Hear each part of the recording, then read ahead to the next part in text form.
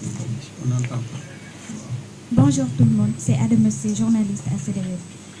Alors, Monsieur le ministre, vous avez affirmé aujourd'hui que l'enquête menée par vos services montre que les produits Softcare sont conformes et ne contiennent pas de matières périmées. Alors, le directeur des inspections de l'ARP avait évoqué des tentatives de corruption attribuées à l'entreprise Softcare. Pouvez-vous nous dire clairement aujourd'hui s'il existe des pressions sur des intérêts qui ont pu influencer la gestion de ce dossier ou pas? Merci.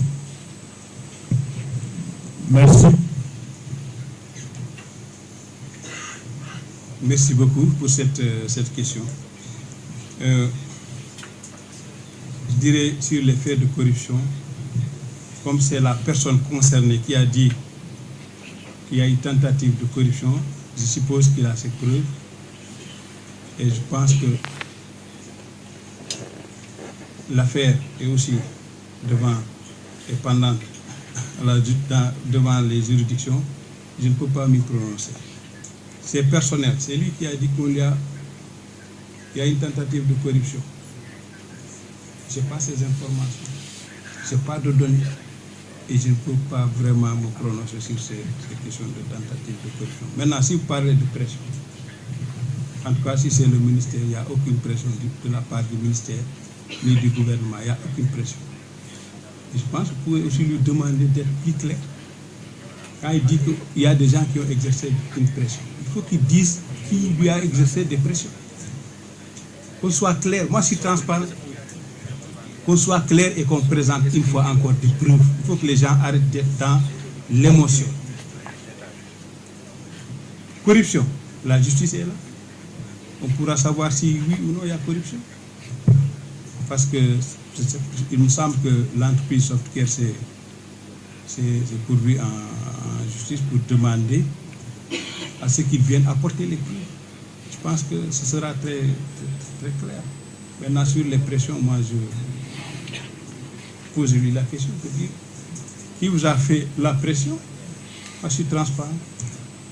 Je n'ai aucun problème. Je n'ai rien à cacher. Que ce soit très clair. Rien. Merci. Je pense que le ministre a épuisé son lot de questions. Hein. Donc, il faudra réorienter vos questions vers les techniciens. Qui est le suivant? Le soleil. Vous pouvez allumer le micro. Bonjour, monsieur le ministre. Bonjour, chers membres du comité. Je suis Babacar Diop, je suis journaliste au Soleil. Monsieur le ministre, merci. En fait, il y a quelques semaines, par rapport à cette affaire, l'Assemblée nationale a annoncé une mission d'information. Il y a eu beaucoup de commentaires. Certains ont dit pourquoi, alors que le ministère avait annoncé une inspection, il fallait peut-être attendre la fin pour annoncer une mission d'information. D'abord, monsieur le ministre, je voudrais vous demander comment vous appréciez cette mission et est-ce que vous collaborez aussi avec l'Assemblée nationale pour l'éclatement de la vérité. Pour les techniciens, professeur, vous avez tout à l'heure parlé du niveau de maturité 3. Est-ce que cette affaire-là n'entache pas la crédibilité du Sénégal? Merci.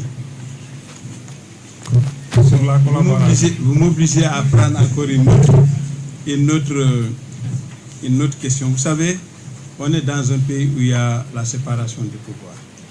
Nous sommes dans l'exécutif. On a été interpellé par rapport à une question. On a d'abord fait ce qu'on appelle l'inspection interne. Et on a fait une enquête avec un comité ad hoc pour compléter les informations. Donc, je respecte ce principe de séparation du pouvoir entre l'exécutif et le législatif.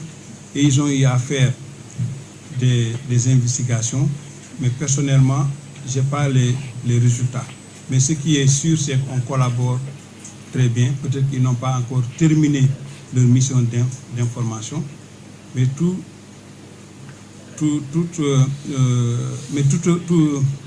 de même, nous avons eu quand même à partager notre rapport à l'Assemblée nationale pour qu'ils puissent savoir les résultats auxquels nous sommes parvenus. Et la matérialité de la collaboration avec l'Assemblée nationale, c'est la présence de l'honorable député Insa Danfa, qui a accompagné le comité ad hoc durant toute la période d'enquête. Maintenant, peut-être si lui,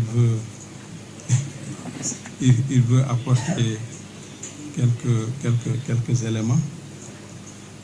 Peut-être qu'ils vont bientôt aussi publier le rapport d'information, et auquel cas aussi les populations apprécient. En tout cas, nous, en ce qui nous concerne, on a mené les investigations pour dire la vérité par rapport à cette affaire. Je ne sais pas si j'ai complètement...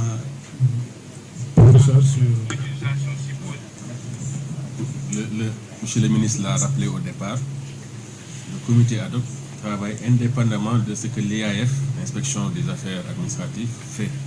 Ils ont fait une enquête. Et nous, on a fait indépendamment cette enquête. Et c'est tous les deux là qu'on donne aux autorités.